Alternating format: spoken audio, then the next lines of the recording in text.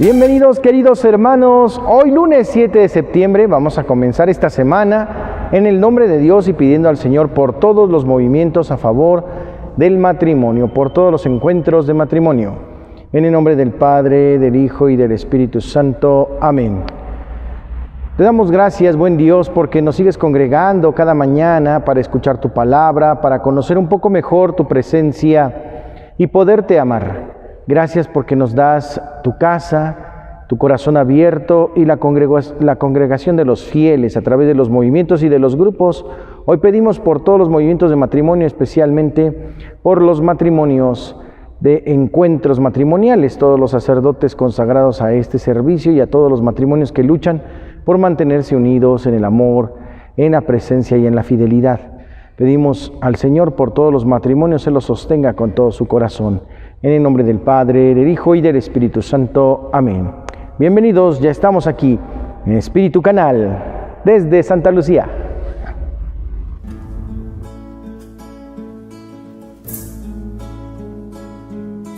Lectura del Santo Evangelio según San Lucas, capítulo 6, versículos del 6 al 11. Un sábado Jesús entró en la sinagoga y se puso a enseñar. Había allí un hombre que tenía la mano derecha paralizada. Los escribas y fariseos estaban acechando a Jesús para ver si curaba en sábado y tener así de qué acusarlo. Pero Jesús, conociendo sus intenciones, le dijo al hombre de la mano paralizada: levántate y ponte ahí en medio. El hombre se levantó y se puso en medio. Entonces Jesús les dijo: les voy a hacer una pregunta. ¿Qué es lo que está permitido hacer en sábado? ¿El bien o el mal? ¿Salvar una vida o acabar con ella? Y después de recorrer con la vista a todos los presentes, le dijo al hombre: extiende la mano. Él la extendió y quedó curado.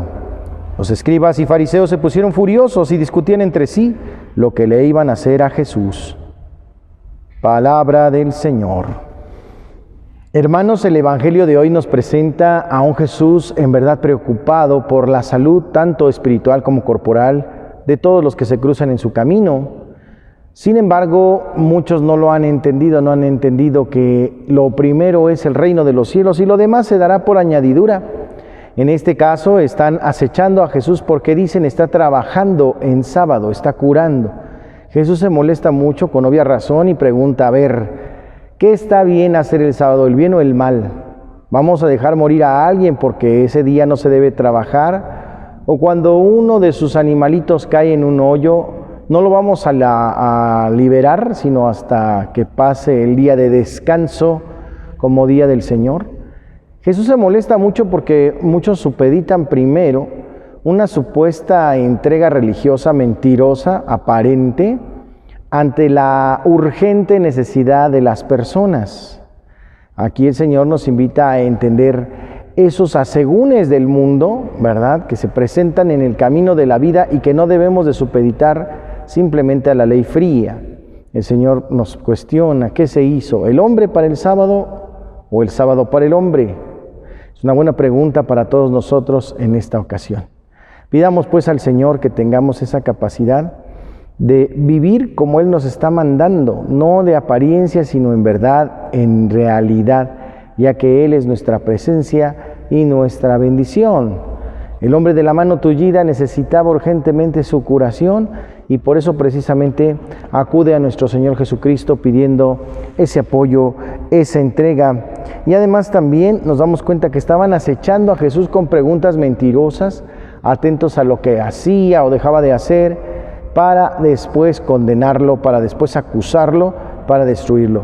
Están atentos, están viendo nada más qué hace, como mucha gente que no tiene, parece que no tiene vida, que no tiene nada que hacer más que estar viendo lo que hacen los demás, simplemente para criticar, para juzgar, para tener pues del trapo en el lavadero, ¿verdad? Entonces hay que pedir también por esos hermanos que necesitan sin duda no solamente la atención de Dios, quizá ayuda también especial, porque se la pasan molestando a los demás, y una persona que vive así no vive feliz, no tiene a Cristo en su corazón. Pidamos al Señor vivir en su verdad, vivir en la paz que Él nos presenta y creer en que Él es el Mesías que nos ha salvado. Bendito sea el Señor.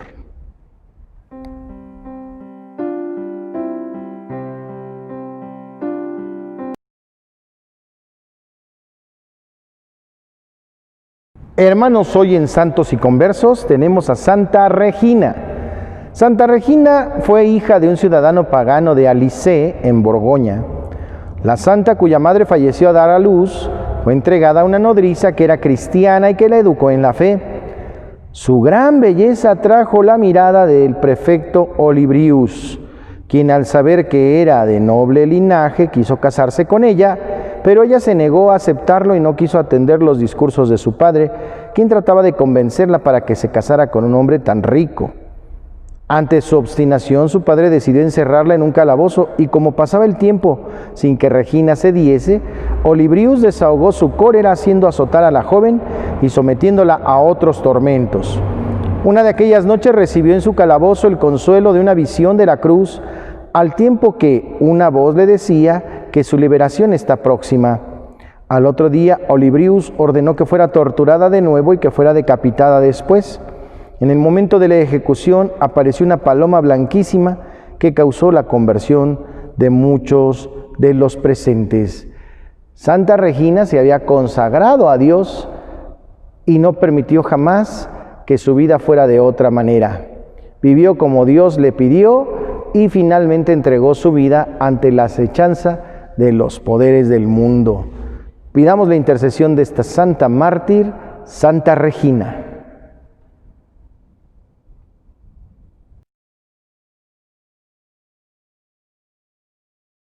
Y para el tema de hoy vamos a comenzar el análisis de la gran oración en una estructura perfecta y por excelencia, el Padre Nuestro. Este Padre Nuestro que nuestros padres nos enseñaron desde pequeños, nos enseñaban a encomendarnos al Padre del Cielo, a pedirle pan a Papá Diosito y a pedirle pan a Mamá María. Bueno, pues es importante que vayamos observando parte por parte toda la estructura hermosa y perfecta y las cosas que vamos diciendo, para no repetir como pericos, sino realmente saber qué es lo que estamos diciendo, qué le pedimos a Dios y a qué nos comprometemos en su camino de fe y de verdad. La primera palabra que da para mucho es Padre, es la palabra que vamos a analizar hoy inicialmente para todo lo demás. La palabra Padre, Padre, Papá, Abba, es muy fuerte cuando el hijo le habla a su padre. Le quiero preguntar a todos los que son papás, ¿qué sintieron la primera vez que sus hijos les llamaron papá? Una ternura indecible, sin duda, un escalofrío recorriendo el cuerpo, un gozo indecible, una alegría indescriptible y muchas cosas que no se pueden explicar. Que nosotros nos atrevemos a decirle a Dios papá es escandaloso para muchas filosofías. De hecho, para nuestros hermanos judíos es muy fuerte. ¿Cómo nos atrevemos a compararnos o decir que Dios es nuestro Padre, que es de nuestra misma familia? Es escandaloso. Cuando Jesús decía, es mi Padre del cielo, la gente no lo aceptaba tan inmediatamente, no lo quería aceptar. Era muy ruidoso a sus oídos, era muy escandaloso a sus oídos. Entonces decirle Padre a Dios implica muchísimas cosas. Decirle Padre quiere decir que es el más importante. Quiere decir que es a quien debemos todo respeto y obediencia. Quiere decir que le debemos la vida misma y el sostenimiento de ella. Quiere decir que es aquel que nos da buen ejemplo, que nos da palabras de aliento, que nos da consejos y también que nos jala la oreja. Quiere decir que siendo nuestro Padre debemos obedecerlo y no debemos defraudarlo, al contrario, dice el cuarto mandamiento, honra a tu Padre. Y es cierto que en algunos momentos de catecismo cuesta mucho trabajo decirle a los niños, Dios es tu Padre, ¿verdad? Porque pues, si es el caso de que el niño tuvo un papá un poco agresivo, violento, negativo, con un testimonio de vida feo, pues obviamente que le va a costar trabajo esa palabrita de Padre, ¿verdad? Entonces aquí la idea y la santidad es reconocer nosotros como sus hijos, como sus criaturas, asumidos como hijos. Dios no tiene muchos hijos, su único hijo natural es Jesús, nuestro Señor. Técnicamente todos nosotros somos sus criaturas, pero Dios nos ha asumido como sus hijos. Esto se llama en teología adopción filial. Y si nosotros podemos llamar a Dios Padre, primero porque Jesús nos lo pide y segunda porque el Espíritu Santo está con nosotros, no podríamos decirlo de otra manera. Si el Espíritu Santo está en mí, yo puedo decirle Abba, Padre. Abba quiere decir papito, papacito, como un niño pequeñito cuando cae y llora, va corriendo a donde está su papá diciéndole, Abba, Abba, ¿verdad? Me duele, Abba. Así nosotros, con esa ternura de ser sus hijos, con ese aceptar su soberanía, su autoridad sobre nosotros, luchando por obedecerlo y por honrarlo. Eso quiere decir que es Padre, que nos ha engendrado una vida nueva, que nos ha dado una nueva experiencia, una nueva oportunidad, una vida de gracia, una vida de esperanza. Hermanos, decirle a Dios Padre implica todo esto. No es una oración mágica en el sentido de estar temblando. Padre nuestro que estás en el cielo, que no me vaya a pasar nada, nada más. Obvio que nos encomendamos a Dios en esos momentos, ¿no? Es importante. Pero cuando analizamos las palabras, decirle, Padre, pues me encomiendo a ti, tú eres mi papá, y yo confío en ti. Cuando papá nos manda algo, no dudamos de él que nos vaya a hacer algo malo, o que nos vaya a pedir algo que nos haga daño. Confiamos en Dios como papá, y sabemos que su amor y su corazón es de un papá amoroso, de un papá que supera incluso al papá de la tierra. Y si alguno no tiene el gozo de tener a su Padre ya con usted, Dios se presenta como Padre. Hermoso poderle llamar Padre, porque me reconozco su Hijo. Padre, porque reconozco que tiene autoridad sobre mí, que tiene mi vida en sus manos. Bendito sea el Señor. Hasta aquí el análisis del Padre Nuestro. Mañana continuamos con precisamente Padre Nuestro, ¿verdad? Las dos primeras frases, las dos primeras palabras, que también implican mucho contenido. Eso lo vemos mañana.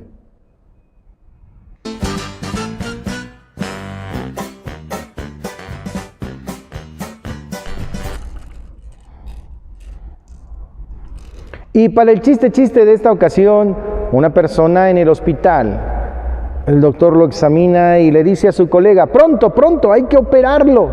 Pero ¿qué es lo que tiene, colega? ¿Cómo que qué es lo que tiene? Tiene mucho dinero.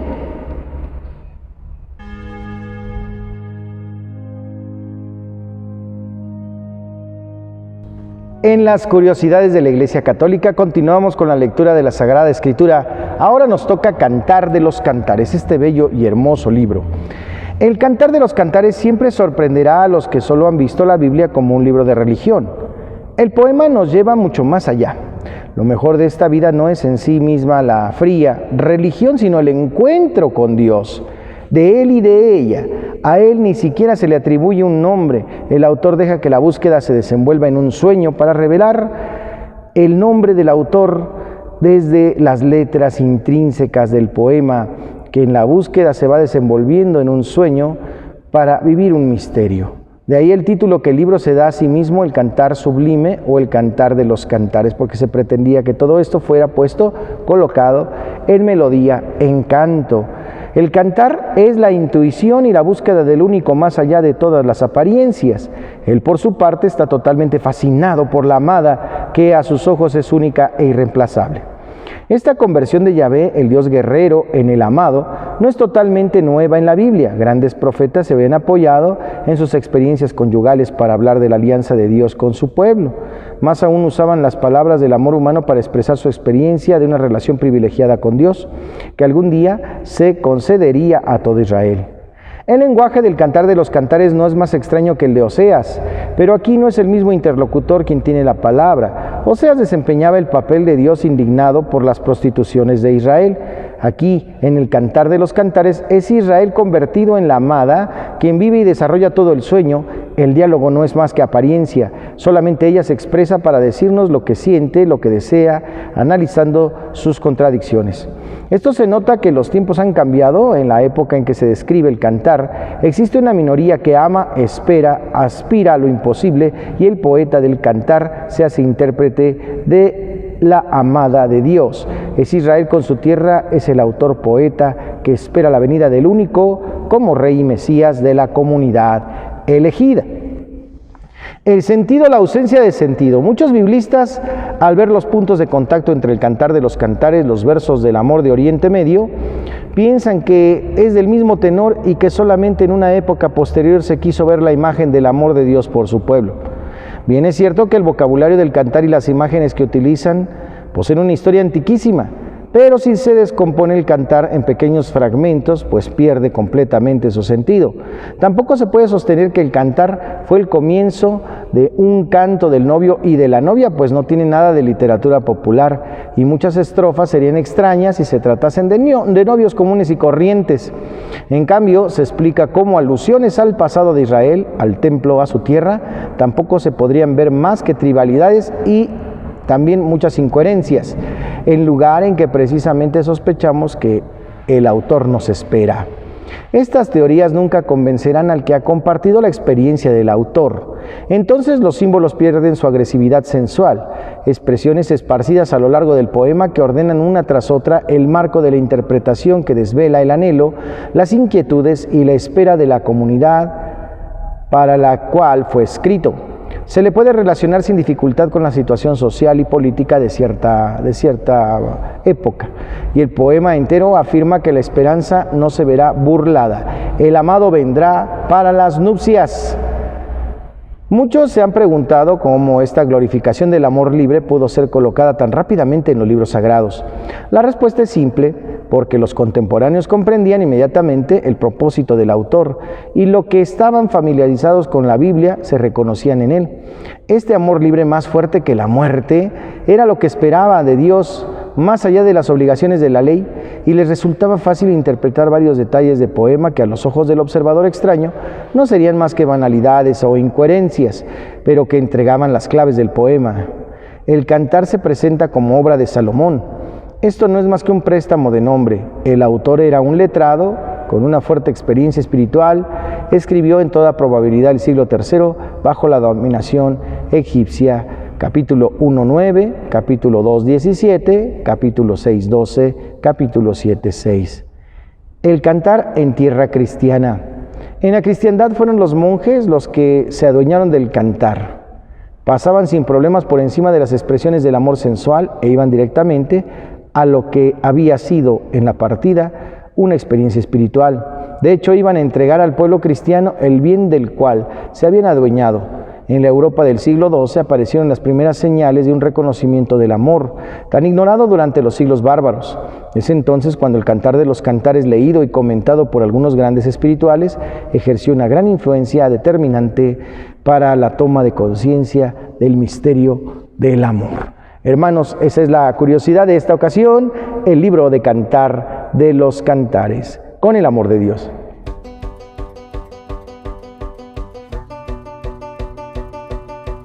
Vamos a la rola del alma. En la rola del alma yo les quiero invitar a que escuchemos todos al Rey de mi vida, así se llama la canción, El Rey de mi vida, a cargo de Joan Sánchez y RP Band. Joan Sánchez y RP Band, El Rey de mi vida. Esta es la rola, vamos a escucharla con atención.